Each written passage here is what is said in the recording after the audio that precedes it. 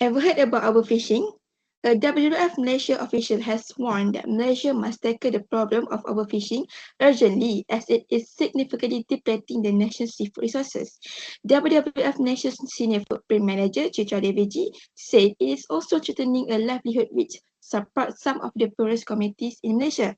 She said that Malaysia has lost 96% of its fish stocks in less than 60 years, according to Department of Fisheries Statistics. The fishing community is also deeply concerned as they no longer see certain types of fish species they used to catch 30 to 40 years ago. They also spend more time fishing but come back with a lesser catch than before, which explains a clear indication of overfishing. Assalamualaikum and a very good morning to all panelists. I am Nurul Syameera, PT Shahrulakmal, serving as the moderator for this forum discussion. Here we have four panelists with me that will be discussing causes, impacts, and solutions of four aspects, which are environmental aspect, health aspect, economic aspects, and social impact of overfishing. Let me introduce to you Ms. Damia Farhana as our panelist 1, Ms. Arifah Natasya as panelist 2, Ms. Farra Ainin Sofiya is panelist 3, and our last panelist, Ms. Siti Maryam. We have selected SDG 14, Life Below Water, as our main theme throughout the discussion, with the topic chosen is Hook on Crisis, tackling overfishing to save our oceans and communities. Now, allow me to begin the discussion by providing an overview of overfishing. Overfishing takes place when too many fish from a specific stock are harvested, leaving an insufficient number of adults to reproduce and maintain a healthy population. The extent of overfishing has significantly increased in recent decades, with the number of overfished stocks now being 3 times higher than in 1970. The United Nations Food and Agriculture Organization monitors over 500 fish stocks worldwide, and in Agriculture Organization and in 2024, it was estimated that more than 37% of these stocks were overfished. All right, without further ado, let's us hear from our first panelist, Ms. Damia, who will share with us on the environmental consequences of overfishing. Thank you, Ms. Syameera. Thank you, Ms. Syameera, for the introduction. Personally, I think not many people pay much attention to this problem, why overfishing has dire environmental consequences that we as an individual cannot ignore. Allow me to explain by looking at the causes, impacts, and the potential solution. Overfishing is often driven by destructive fishing practices that prioritize short-term gain over sustainability. Destructive methods such as blast fishing and cyanide fishing are commonly used to maximize fish capture with minimal effort. However, these methods devastate marine ecosystems. For instance, blast fishing, where explosives are used to kill or stun fish, making it easier for fishers to collect the fishes. While this method may seem efficient to some people, these solutions destroy coral reefs, which serve as critical habitats for marine life. On the other hand, cyanide fishing is a method where fishermen spray sodium cyanide into coral reefs to stun fishes, particularly those targeted for the aquarium trade or high value seafood markets. This practice not only poisons the fish but also damages the coral reefs, leading to long term ecological harm, including coral bleaching and death. As for the impacts, the environmental consequences of overfishing are both alarming and long lasting. One of the most significant impacts is coral reef degradation. Coral reefs are often referred to as the rainforest of the sea because of their incredible biodiversity. When coral reefs are damaged, their first major impact is the loss of habitat. Coral reefs act as nurseries for many marine species, so their destruction directly reduces fish populations and disrupts the food chain. In addition, coral reefs are vital to the carbon cycle. Healthy reefs absorb carbon dioxide, helping to reduce climate change. When reefs are damaged, this natural function is compromised, exacerbating to global environmental challenges. To tackle overfishing in Malaysia, we could adopt a system inspired by the Common Fisheries Policy, or also known as CFP, which has worked well in Europe. This policy focuses on sustainable fishing while supporting the livelihoods of fishers, and I believe it could benefit us greatly. Ms. Damia, I have a question. How feasible do you think such a policy in Malaysia, given our local fishing industry structure? That's a great question, Miss Maryam. Implementing a policy like the CFP would require collaboration between the government, marine scientists, and local fishing communities. Education and awareness campaigns would be crucial to ensure that fishers understand the long-term benefits of sustainable practices. Additionally, financial support and incentives would encourage compliance with new regulations, making the transition smoother. One of the key factors of the CFP is setting fishing quotas, known as total allowable catches TACs.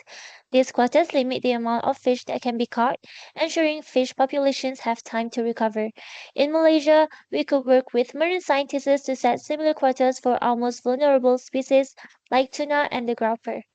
This will help protect overexploited species and encourage sustainable fishing practices, ensuring that fisheries remain viable in the long term.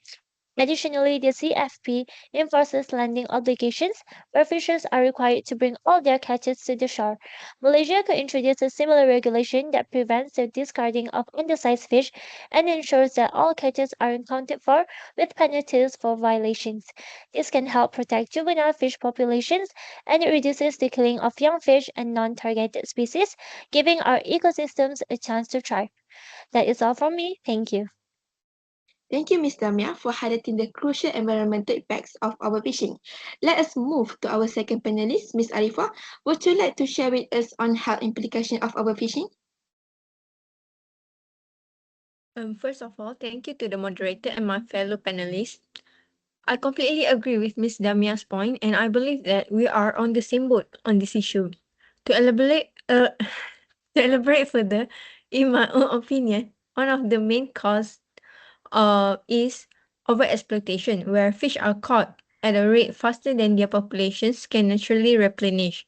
I believe that this unsustainable practice result from the high consumer demand, weak regulations, and illegal fishing activities.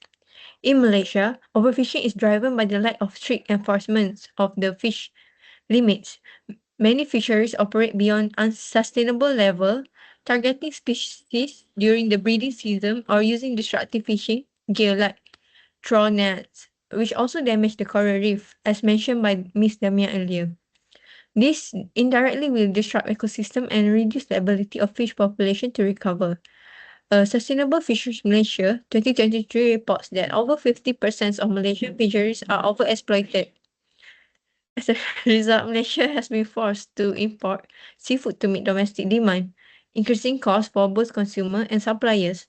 The economic burdens further limits access to nutritious food for low-income families, leaving them vulnerable to malnutrition. Well, Miss Arifah, I'm sorry to interrupt you, but I do have a question. I see your point, but can you please elaborate more on the overexploitation of fish relation to the nutrition deficiencies of communities? Thank you, Ms. Damia, for the questions. Okay, now how overfishing can have an effect of nutritional deficiency and food security. As we have informed, overfishing significantly reduces the fish availability, which is an important source of nutrition because fish provide essential nutrients such as omega-3, fatty acid, vitamins, and minerals. So these nutrients are crucial for maintaining good health and particularly for brain development, heart health, and overall body immunity. The issue is particularly concerning in the coastal regions like Terengganu, Sabah, and Sarawak, where fish is the primary source of proteins. As fish stock decline, prices will increase, making nutritious seafood less affordable for low-income households. So this forces family to rely on less nutritious processed food and leading them to malnutrition and associated health problems such as vitamin deficiency and obesity. According to WWF Malaysia, this situation threatened the health and food security of millions of Malaysians. For context, fish consumption account for over 50% of the animal protein in Malaysian diet. So, if this issue is not addressed, it will worsen the health challenges and further increase the Malaysia reliance on expensive and less sustainable seafood imports. So, to effectively address this issue, we need to tackle the root causes of overfishing by improving the regulations and enforcement. So can you explain further on strategies to address the exploitation, Miss Arifah? Certainly, Miss Moderator. So, one of the most effective strategies to expand the marine protected area (MPAs), which are specifically designated zone where fishing and other activities are restricted or prohibited to allow marine ecosystem to recover. So by protecting breeding ground and critical habitat, MPAs enable fish population to replenish and ensuring long-term sustainability. For instance, in Sabah, Malaysia, the establishment of MPAs has led to significant increases in fish biomass, which is 30%, enhancing the local fish availability. Similarly, New Zealand MPAs cover 30% of its exclusive economic zone, according to New Zealand Fisheries Management 2023. These protected zones have significantly improved fish stock while promoting sustainable fishing practice, as they also provide economic benefits by supporting ecotourism, creating jobs for the local communities.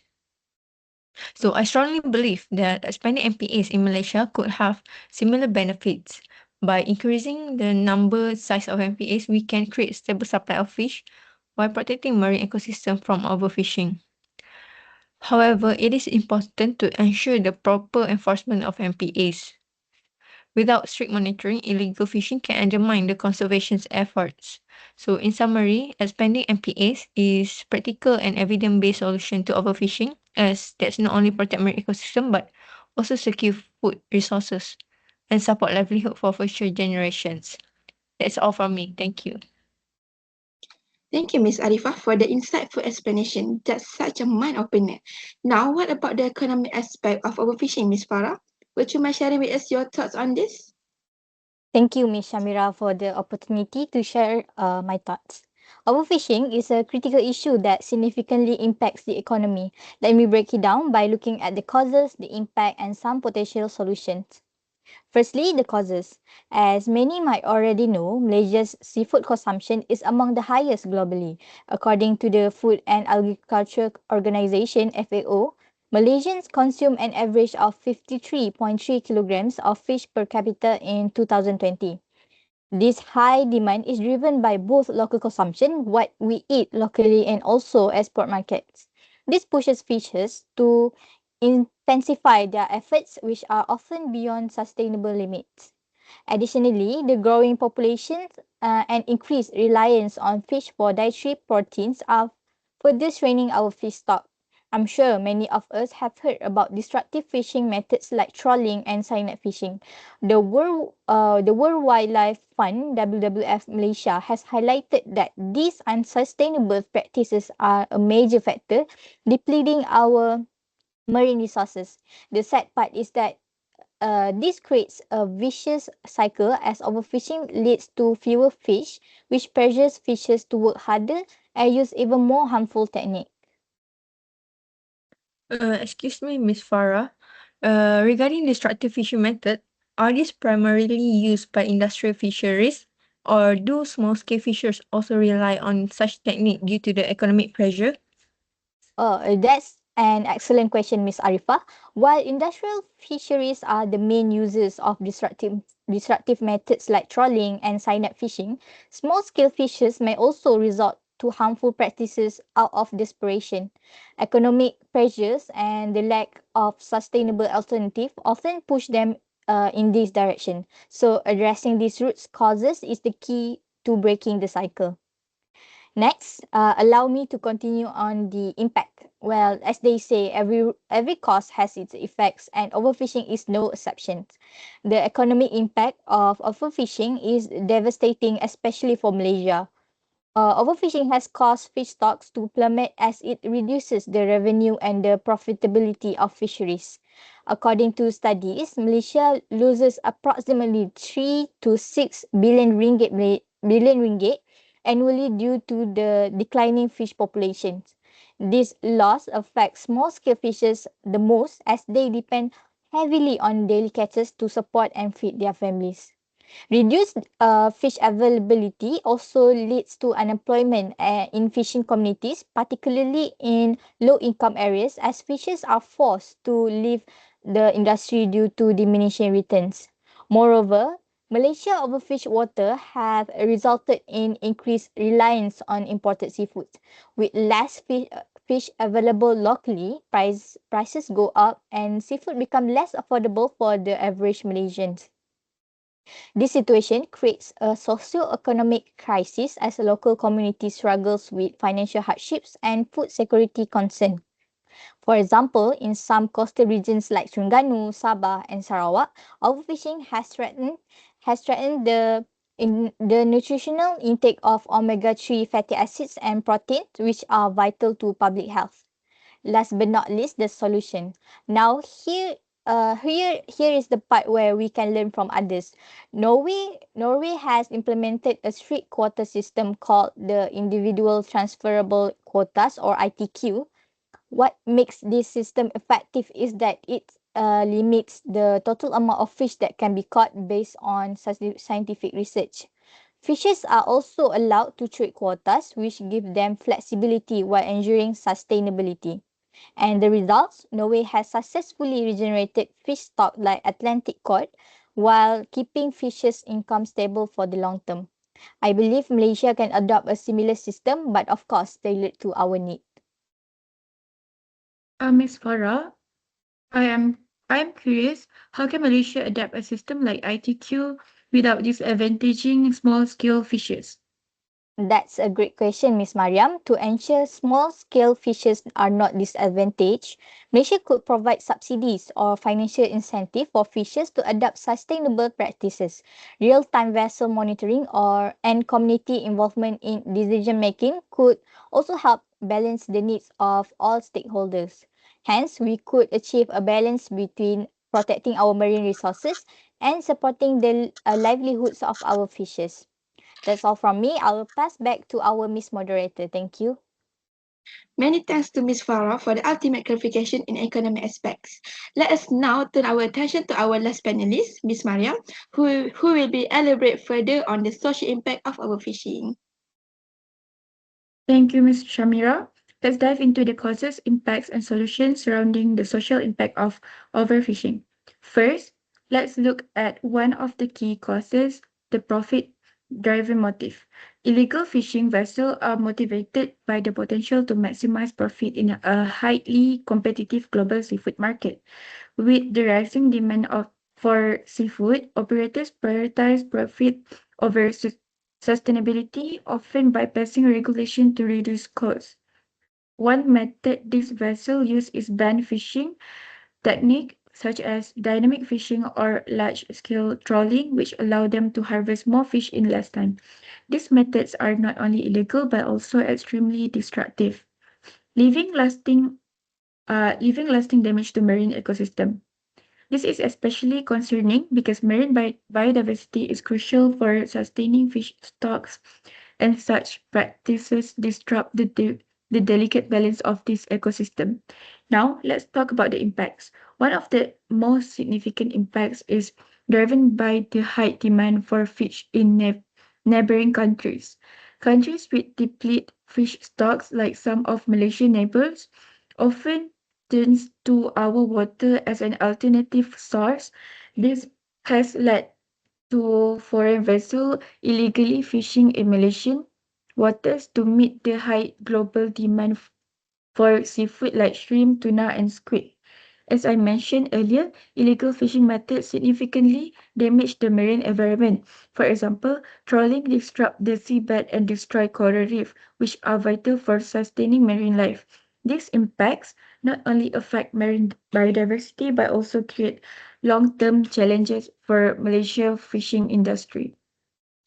Sorry to interrupt, Miss Maryam. I got your point earlier, but what alternative solutions or policies that can be implemented to address the environmental damage caused by these illegal fishing methods like trawling, Miss Maryam? Okay, thank you, Ms. Farah. Now, how can we address this issue? A promising solution is through regional collaboration. Malaysia can work with neighboring countries such as Thailand, Indonesia, and Vietnam to establish joint agreement aimed at combating illegal fishing. By sharing intelligence and resources, we can strengthen enforcement and reduce cross-border fishing violation. For instance, ASEAN member uh, ASEAN members state that we have already begun effort like the 2016 Joint Declaration on Illegal Fishing. This agreement fosters cooperation in monitoring, tracking, and managing fisheries. Expanding such initiative can help ensure that our water are protected and that illegal vessels are intercepted before they cause further harm. I guess that's all from me. Thank you. All my thanks to Miss Maryam for your clearest interpretation. So now let's move on to our second part of the forum. For this part, each panelist will be asked a question regarding their main aspect of overfishing. So allow me to start the Q&A session with our panelist one, Miss Damia. All right, Miss Damia. My question is, what are the long-term environmental consequences of depleting fish populations in specific marine habitats? Thank you for the question, Ms. Shamira. Its consequences are long-term and far-reaching, affecting not just marine life but the health of entire ecosystems. Let me explain this impact in detail. First and foremost, there's the loss of biodiversity, which is fundamental to the health of marine ecosystems. Many fish species play vital roles in maintaining balance within their habitats. For example, herbivorous fish keeps algae growth in check on coral reefs. Without them, algae can overgrow and suffocate the coral, leading to the degradation of the reef system.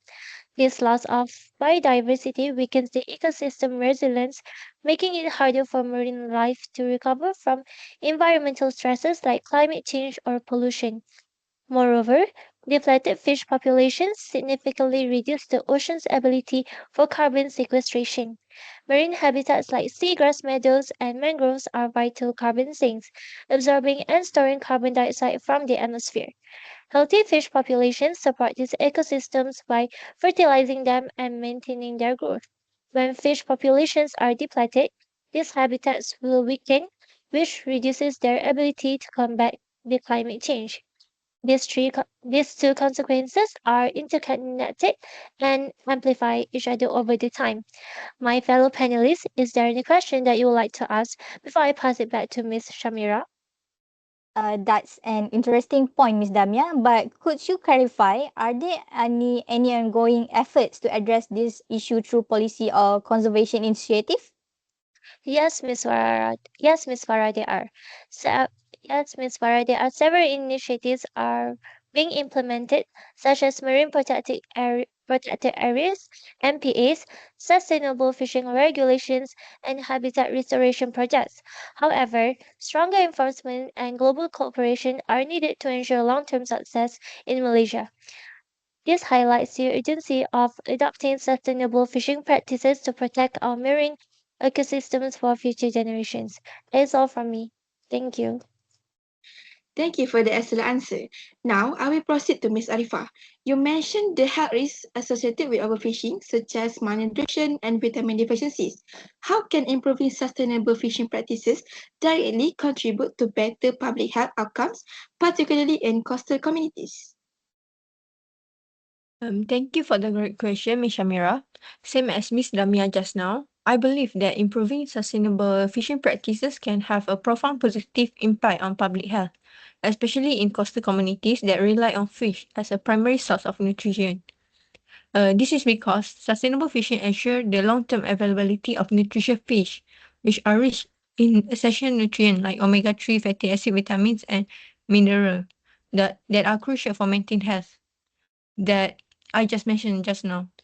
By preventing overfishing, these communities can continue to rely on fish as an affordable and accessible source of protein. Furthermore, respecting fishing season and using non-destructive fishing technique allow fish stock to recover and which provide a stable supply of high quality seafood that contribute to better dietary diversity and food security for local populations.